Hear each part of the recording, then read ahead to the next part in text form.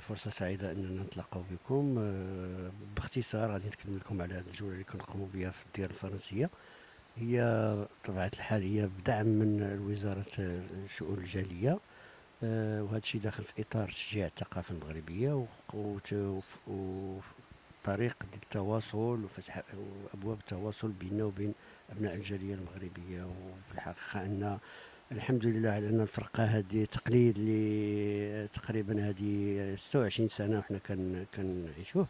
لأننا بدينا في التسعينات كنصاوبوا العروض المسرحية تقريبا ديالنا كلها اللي نتجاتها فرقة المسرح الوطني كلها. مرينا بها في الدول الأوروبية بصفة عامة، سواء فرنسا أو بلجيكا أو هولندا أو إسبانيا وحتى ألمانيا.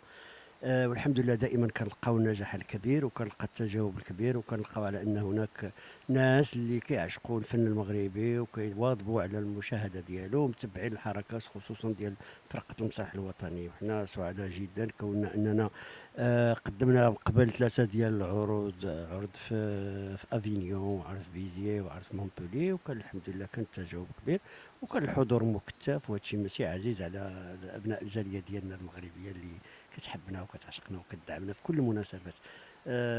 بطبيعة الحال طموحنا كبير أن نكونوا دائما كنتواصلوا مع الناس، ولكن كيف كيقولوا اللهم قليل مداوم ولا كثير مقطوع. ومن هذا المنبر كنقدم التحية ديالي لأبناء الجالية المغربية ديالنا والعربية والإسلامية، وكنتمنى لهم مقام سعيد في الديار الأوروبية وكل واحد في أي مكان اللي هو خارج على أرض الوطن.